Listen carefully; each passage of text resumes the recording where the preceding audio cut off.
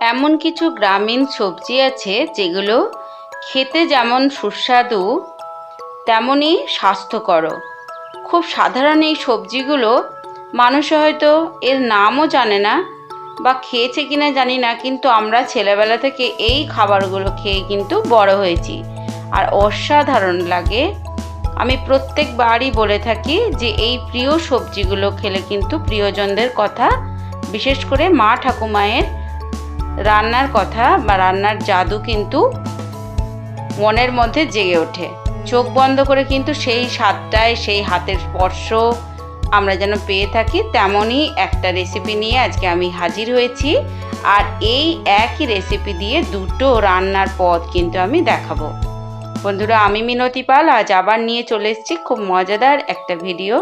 আশা করি আপনাদের ভালো লাগবে, আর যদি ভালো লাগে তো আমার চ্যানেলটিকে সাবস্ক্রাইব করে পাশে থাকা বেল নোটিফিকেশনটি অল করে রাখবেন, যাতে করে আমার নিত্য নতুন ভিডিও সবার প্রথমে আপনার কাছে পৌঁছে যায়। অবশ্যই ভিডিওটিতে হাইপ করে দেবেন, আর আপনি যদি ফেসবুক থেকে দেখে থাকেন তো আমার পেজটিকে অবশ্যই ফলো দিয়ে রাখবেন। বন্ধু বান্ধব আত্মীয় পরিজনের সাথে শেয়ারও করতে পারেন, আর একটা লাইক দিয়ে সুন্দর একখানা কমেন্ট করে রেখে যাবেন, যাতে আমি আপনাদেরকে ধন্যবাদ জানাতে পারি। নিয়ে চলে এসেছিল খেরো, আর এই খেরো কিন্তু এতটাই সুস্বাদু খেতে, আর এই গরমের জন্য কিন্তু খুবই উপযোগী। তো এই খেরো এতটা সুস্বাদু ও স্বাস্থ্যকর একটা সবজি, কিন্তু অনেকে হয়তো এর নামই জানে না।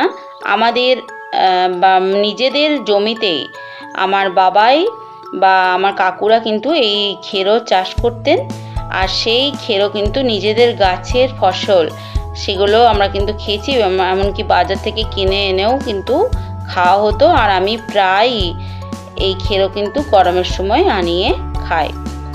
আগেও আমি খেরো দিয়ে মাছের ডিম দিয়ে তরকারির একটা রেসিপি শেয়ার করেছিলাম, সেটা আমার অনেক আগের ভিডিও, আমার চ্যানেলে সার্চ করলে কিন্তু পেয়ে যাবেন। তো আজকে আমি দেখাবো নিরামিষ একটা ছোলা দিয়ে খেরোর ঘন্ট বা খেরোর রেসিপি। এটা আমি পেঁয়াজ রসুন ব্যবহার করেছি, কিন্তু আপনারা চাইলে পেঁয়াজ রসুন ছাড়াও এই রান্নাটা করে নিতে পারেন। এর জন্য প্রথমে কড়াতে কিছুটা সর্ষের তেল গরম করে নিই, তাতে তেজপাতা, পাঁচফোড়ন আর শুকনো লঙ্কাটা ফোড়ন দিয়েছি। প্রথমেই দিয়ে দেব গ্রেট করা রসুনটা একটু হালকা ভেজে নিয়ে তবে দেব কিন্তু পেঁয়াজ কুচিটা। এই রসুনের ফ্লেভারটা কিন্তু খুব ভালো লাগে, আর যারা এই পেঁয়াজ রসুনটা স্কিপ করতে চান তারা কিন্তু একবারে সরাসরি তেলের ওপরে আদা গ্রেট করে দিয়ে দিতে পারেন। এবার পেঁয়াজ দিয়ে একটা কাঁচা পাকা লঙ্কা আমি কিন্তু দিয়ে দিলাম, দিয়ে এবার গ্রেট করা আদাটা দিয়ে ভালো করে একটু ভেজে নেব। খুব সামান্য মশলায়, খুব অল্প উপকরণে কিন্তু আমি রান্নাটা করেছি, আর তেলের পরিমাণ তো দেখতেই পাচ্ছেন, একদম খুবই কম তেল দিয়ে। তো আপনারা চাইলে তেলের পরিমাণ বাড়িয়ে নিতে পারেন, কিন্তু আমি কিন্তু খুব অল্প তেল খাওয়াই পছন্দ করি, বিশেষ করে গরমের সময়। কিছুটা ছোলা ভিজে এবার অ্যাড করে দিলাম, গ্রেট করা আদাটা দিয়ে নাড়াচাড়া করে ছোলা ভিজেটা অ্যাড করে দেওয়ার পর নুন আর হলুদ দিয়ে নিয়েছি।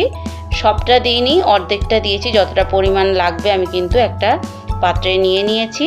তো অর্ধেকটা দিয়ে একটু নাড়াচাড়া করে নেওয়ার পর এই ধুয়ে কেটে রাখা এই যে খেরো আর আলু, সামান্য পরিমাণ আলু দিয়েছি। যারা আলু খেতে চান না তারা কিন্তু আলুটা স্কিপ করতে পারেন, আলুটা না দিলেও কিন্তু খেতে ভালো লাগবে। তবে আলু আমরা খাই, আমাদের ভালো লাগে বলে একটুখানি আলুটা দিয়েছি।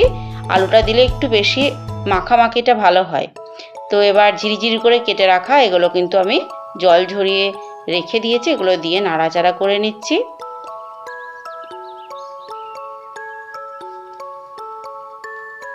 তো একটুখানি নাড়াচাড়া করে নিয়ে একটু যে মজে আসবে, অমনি যে বাকি যে নুন আর হলুদটা রাখা আছে সেটাও এবার কিন্তু মিশিয়ে দেব।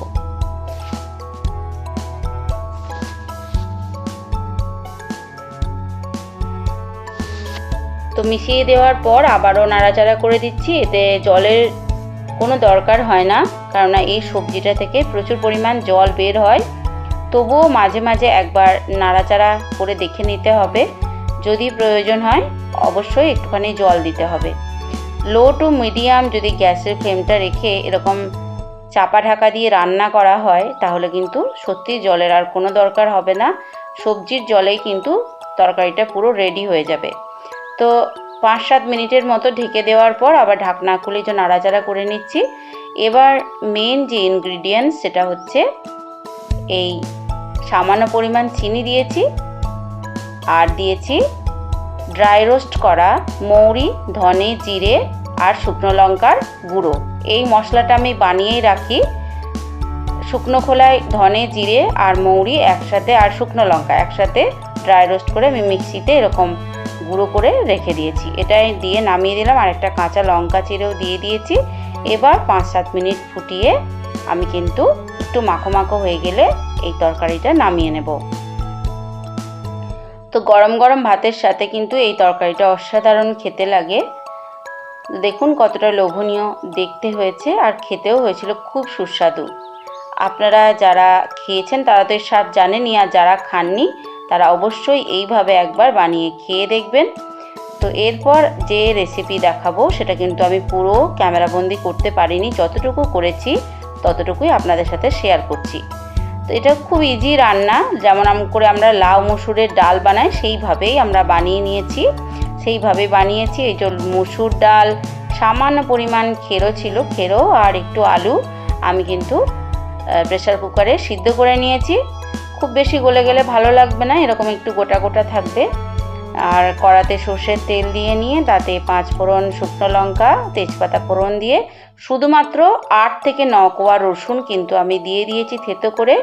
রসুন থেতো করে দেওয়ার পর একটুখানি আদা, জিরে আর শুকনো লঙ্কার বাটনা দিয়েছি, খুব সামান্য পরিমাণ শুকনো লঙ্কার বাটনা দিয়ে টমেটো দিয়ে নুন হলুদ মিষ্টি দিয়ে কষিয়ে যেই কষানো কমপ্লিট হয়েছে সেদ্ধ করে রাখা ডালটা কিন্তু আমি ঢেলে দিয়েছি। শুধুমাত্র নুন দিয়ে আমি সিদ্ধ করে নিয়েছিলাম, দিয়ে এভাবে করে নাড়াচাড়া করে নুন মিষ্টি চেক করে নামিয়ে দিয়েছি। ভাতের সাথে পরিবেশনও করে দিয়েছি। গরমের দিনে মাছ মাংস ছাড়া এইভাবেই আমি সার্ভ করেছি। তো আপনাদের কেমন লাগলো ভিডিওটা অবশ্যই কমেন্ট করে জানাবেন। পাশে থাকার অনুরোধ জানাচ্ছি। এটা আমার ক্রিয়েশনের চ্যানেল, তাই আমার সমস্ত রকম ক্রিয়েটিভিটি দেখার অনুরোধ জানাচ্ছি। তবে আজ এই পর্যন্ত।